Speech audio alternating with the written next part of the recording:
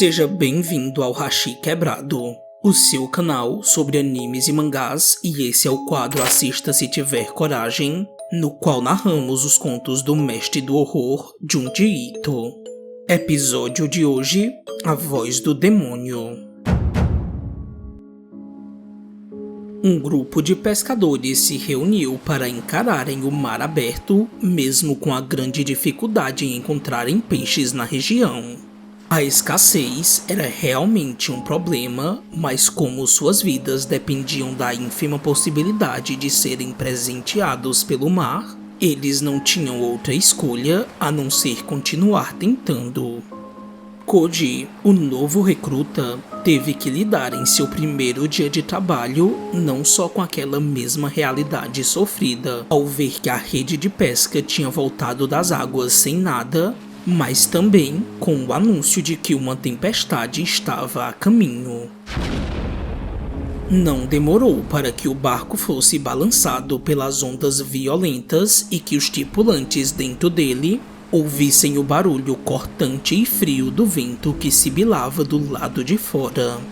Os pescadores conversaram com seu chefe Takada e disseram que era melhor que eles voltassem até o porto, porque além de não estarem conseguindo capturar nada com a rede de pesca, aquela tempestade não permitiria outras tentativas.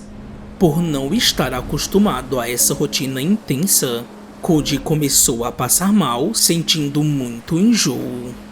Seus colegas lhe disseram que isso era normal e que ele deveria se deitar até que estivesse se sentindo melhor.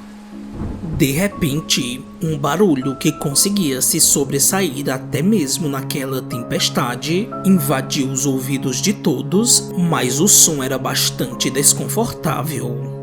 Eles ficaram se perguntando de onde ele estava vindo e deduziram em cima das dúvidas que o barulho vinha de algum lugar no mar aberto, porque ele lembrava bastante o som de uma sirene.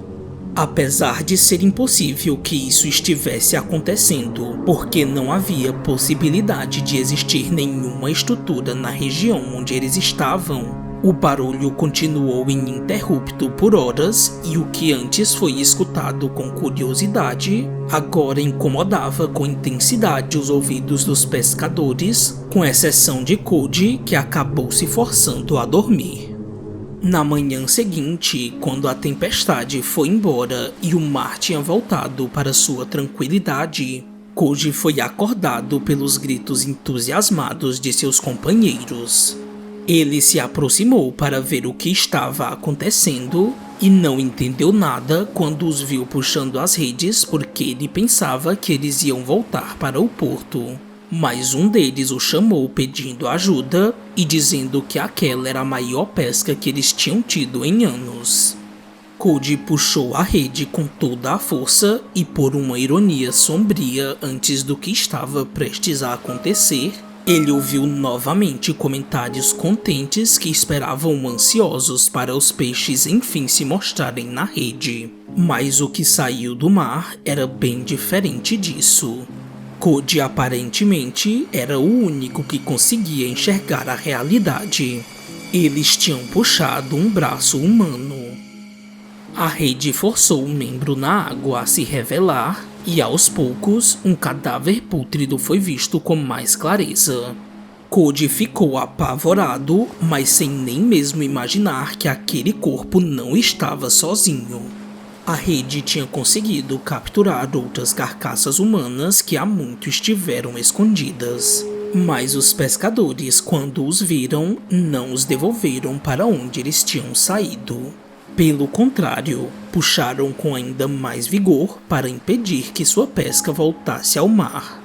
Um a um, os cadáveres foram colocados dentro do barco e Koji ainda não conseguia acreditar no que estava vendo. Seus companheiros, ainda animados, faziam comentários estranhos, associando os corpos com atum. Koji decidiu perguntar para Takada sobre os cadáveres, mas ele não entendeu a pergunta, olhou para a rede e enfim a realidade mórbida pesou em seus ombros.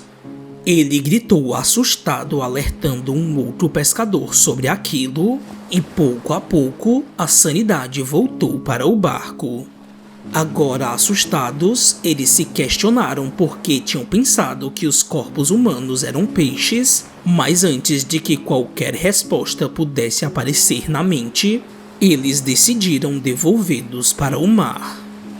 À noite, ainda incrédulos, os pescadores se reuniram e decidiram que não contariam para ninguém aquilo que eles tinham presenciado.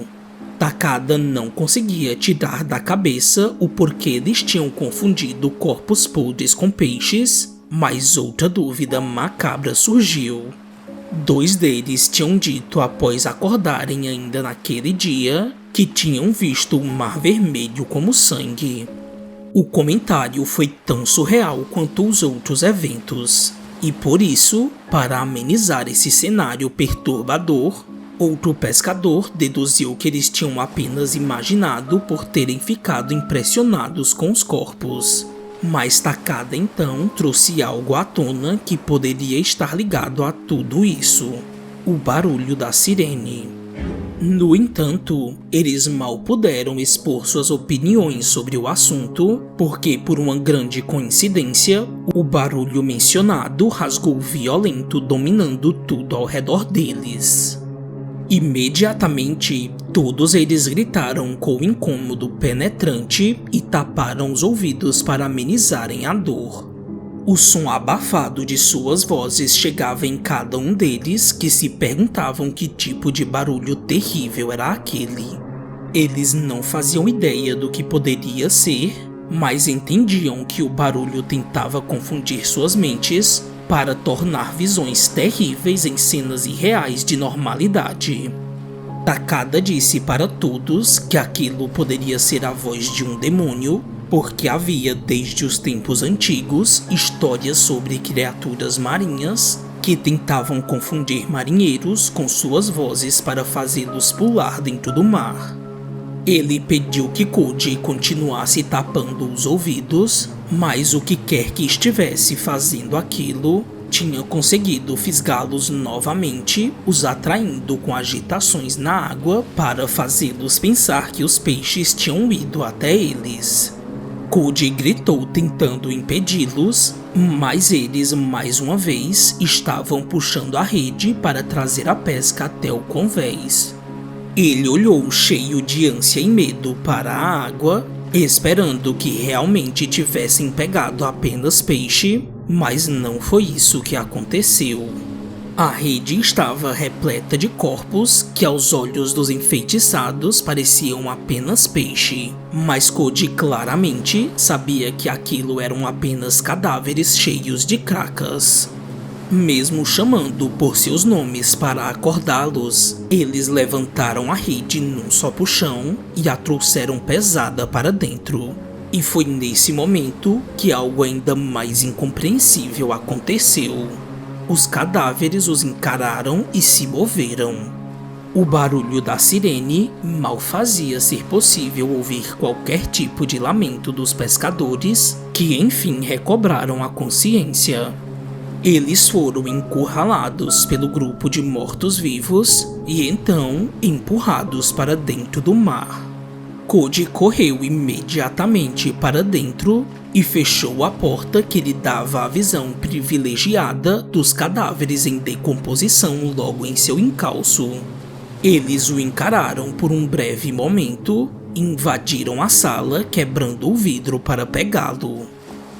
Um tempo depois, outro barco pesqueiro que estava tão ansioso para a pesca quanto eles estiveram, jogaram suas redes no mar e, ao sentirem um peso que indicava que eles tinham pegado algo, eles a puxaram e se depararam com os corpos de Koji e dos outros pescadores. Mas não ia demorar para que o barulho da sirene os fizesse enxergá-los apenas como peixes.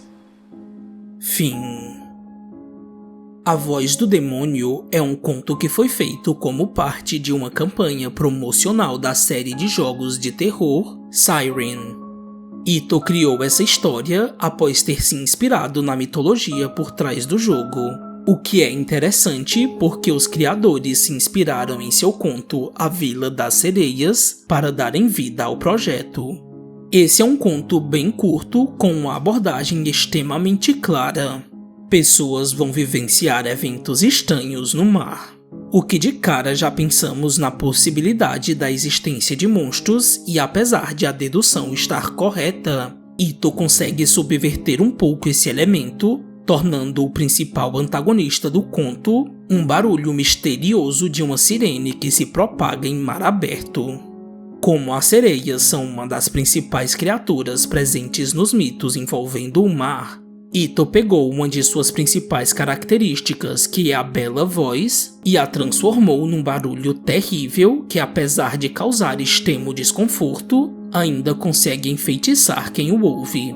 É claro que não há a presença dessa figura mitológica e é inclusive por conta dessa ausência que a atmosfera se torna ainda mais angustiante, mas é evidente que há algumas referências, sendo a mais óbvia o comentário feito por Takada sobre criaturas que encantam marinheiros com suas vozes. Essas histórias clássicas não possuem os mesmos elementos de horror que estamos habituados a ver no trabalho de Ito. E mesmo esse conto trazendo um pouco dessa essência mais simples, o diferencial dessa leitura em específica é sem sombra de dúvidas o traço do autor, que consegue dar vida para esse imaginário presente em tantas culturas ao redor do mundo. Espero que você tenha gostado do vídeo e não se esqueça de deixar a sua curtida, de comentar o que achou do conto, de se inscrever no nosso canal e de conferir a nossa série de vídeos sobre as histórias do autor e sobre outros assuntos abordados aqui no Hashi Quebrado. Enfim, até mais e nos vemos no próximo vídeo.